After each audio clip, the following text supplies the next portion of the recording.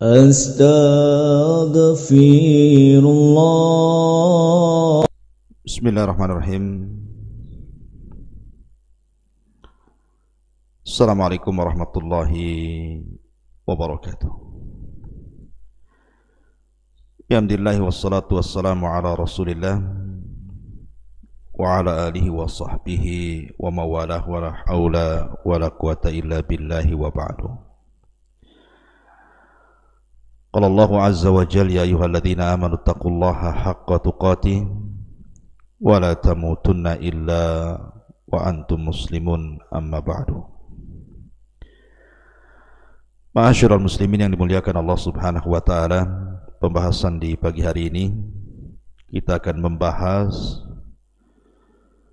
kemana tempat kembali bayi-bayi orang kafir ataupun musyrik ketika mereka diwafatkan. Apakah bayi-bayi orang-orang kafir dan musyrik ini Allah masukkan ke surga atau mengikuti nasib ayahnya dimasukkan ke neraka? Inilah yang kita akan bahas, di mana nasib anak-anak bayi itu di akhirat. Ma'asyiral muslimin yang dimuliakan Allah Subhanahu wa taala, ketika Nabi sallallahu alaihi wasallam dimi'rajkan Allah Subhanahu wa taala, dari hadis Samurah radhiyallahu an, kita tahu bahwa Nabi sallallahu alaihi wasallam berjumpa dengan banyak para nabi. Nabi sallallahu alaihi wasallam berjumpa dengan Adam, kemudian Nabi sallallahu alaihi wasallam berjumpa dengan Nabi Allah Yahya dan juga Isa. Kemudian Nabi berjumpa dengan Nabi Allah Idris, kemudian berjumpa dengan Harun, dengan Musa, kemudian juga berjumpa dengan Nabi Ibrahim alaihi salatu wassalam.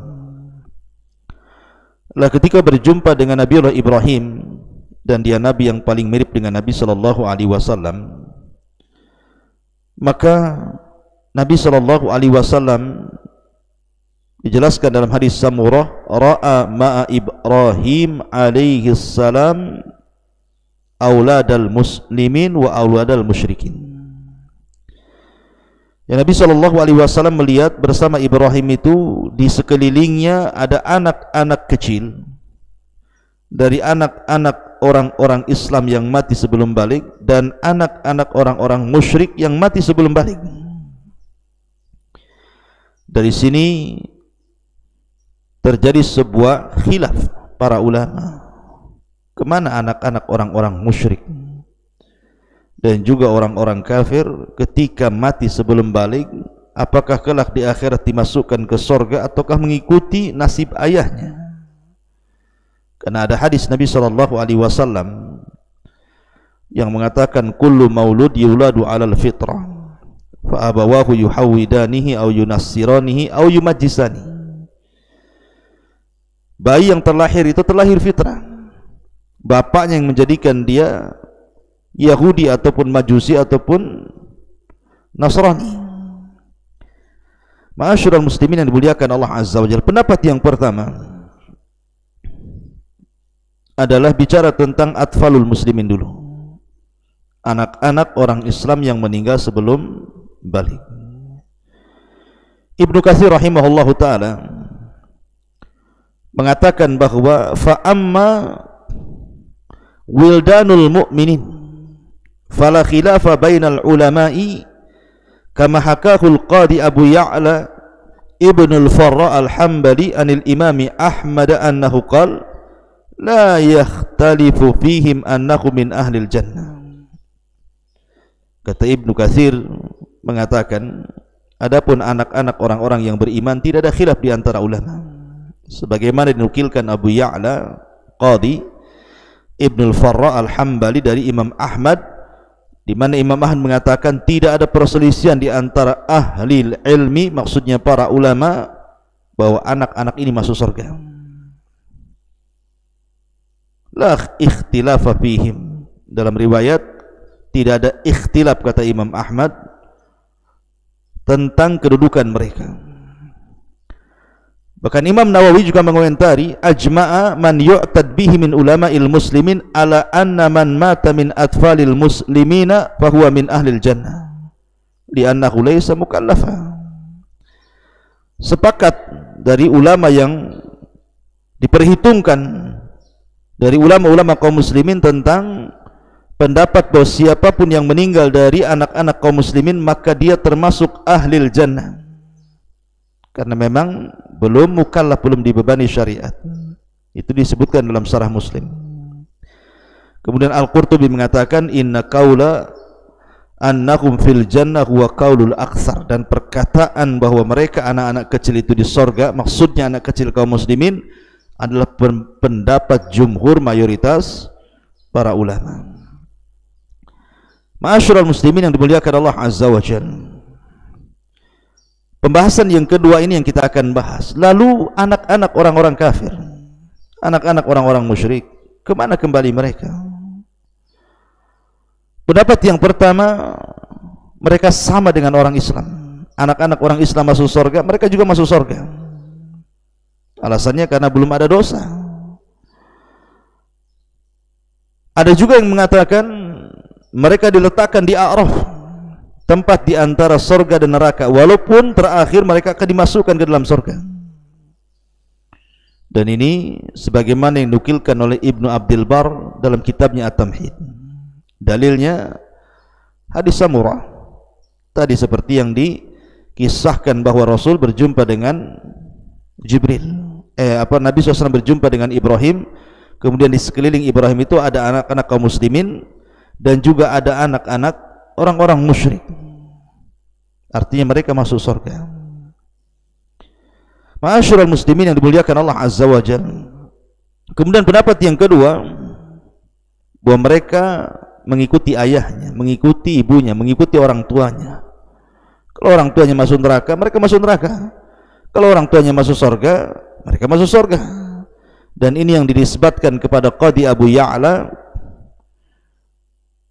sebagaimana yang disebutkan dalam kitab Hasyiah Ibnul Qayyim terhadap Sunan Abi Dawud. Dalilnya adalah hadis Salamah ibn Qais al-Ashja'i. Dia mengatakan, ataitu ana wa akhi an-nabiy sallallahu alaihi wasallam. Aku pernah mendatangi Nabi, aku dan saudariku dan saudaraku. Fakulna, kemudian kami katakan, inna ummana matat fil jahiliyah. Rasul, ibu kami meninggal di zaman jahiliyah, dan ibu kami ini tuqri'ul dhaifa, suka menghormati tetangga, wa talsilur rahim, suka menyambung silaturahim, wa annaha wa'dat ukhtan lana fil jahiliyah. Tapi sayang dia pernah menguburkan anak perempuan yang merupakan saudara kami di zaman jahiliyah, dan anak itu lam tablughul hanas, tidak sampai balik, dia sudah mati, dikubur hidup-hidup. Maka Rasul mengatakan, al-wa'idatu wal mau'udatu finnar illa an tudrikal wa'idatal islam fataslam. Maka orang yang membunuh bayi itu, dan bayi itu di neraka, kecuali bayi itu hidup dan menemui Islam dan dia masuk Islam. Nah, hadis ini dihasankan oleh Al-Hafidz Ibnu Katsir dalam tafsirnya. Kemudian juga diterima oleh Ibnu Abdul Bar dalam kitab At-Tamhid. Dan ada hadis-hadis yang menguatnya, tapi sebagiannya dhaif.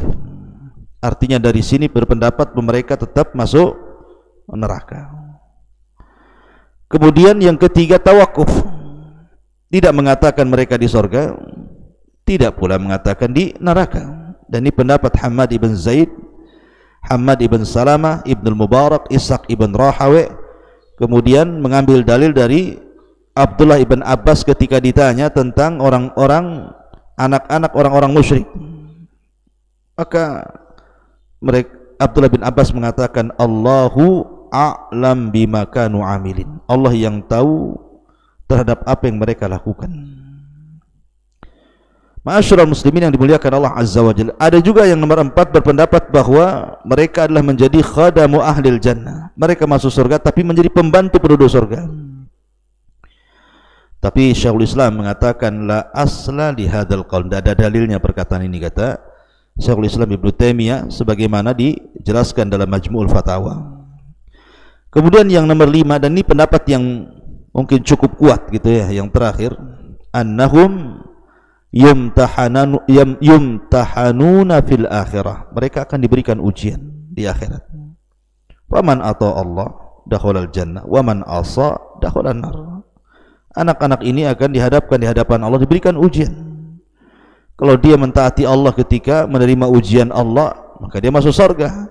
Tapi ketika dia bermaksiat ketika menerima ujian Allah, maka dia layak masuk surga. Dan ini salah satu pendapat Abul Hasan Al-Asy'ari dan juga perkataan Imam Baihaqi dan sebagian kelompok dari kalangan muhaqqiqin, dan Ibnu Taimiyah salah satunya cenderung dengan pendapat ini. Bahkan Syekh bin Baz rahimahullahu taala ketika ditanya soal ini, maka Al-Allamah Ibnu Baz mengatakan, idza mata ghairul mukallaf bainal walidaini kafiraini fa hukmuhuma fi ahkami dunya.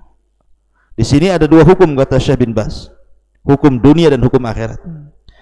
Kalau dia mati sebelum dia balik dan dia hidup di antara kedua orang tuanya yang kafir, maka hukumnya sama dengan orang tuanya. Artinya tidak dimandikan, tidak disolatkan, tidak dikuburkan di kuburan kaum muslimin. Adapun di akhirat, kata Syekh bin Baz, wa qad sahha an Rasulillah sallallahu alaihi wasallam annahu lamma su'ila an auladil musyrikin, dan sungguh telah sahih dari Nabi sallallahu alaihi wasallam ketika ditanya tentang anak-anak orang musyrik, maka Rasul mengatakan, Allahu a'lam bima kanu amilin. Allah yang lebih tahu tentang perbuatan mereka. Wa qad dhahaba ba'du ahli ilmi ila anna ilma Allah subhanahu wa ta'ala fihim yadhhar yaumal qiyamah. Dan sebagian ahli ilmi berpendapat bahwa pengetahuan Allah terhadap mereka apabila mereka sudah besar akan jahat atau akan taat itu tersingkap pada hari kiamat. Wa annahum yumtahanuna kama yumtahanu ahlul fatrah, dan mereka akan diuji sebagaimana ahlul fatrah, kelompok yang hidup di antara zaman Nabi. Artinya Nabi yang dulu sudah enggak ada, Nabi yang akan datang belum muncul, maka disebut ahlul fatrah. Maka mereka akan diuji. Kalau mereka lulus dengan mentaati Allah, mereka masuk surga. Kalau mereka tidak lulus dan bermaksiat kepada Allah, maka mereka masuk neraka. Maka dari sini pendapat yang kuat mereka akan diuji. Wallahu a'lam bishawab. Assalamualaikum warahmatullahi wabarakatuh.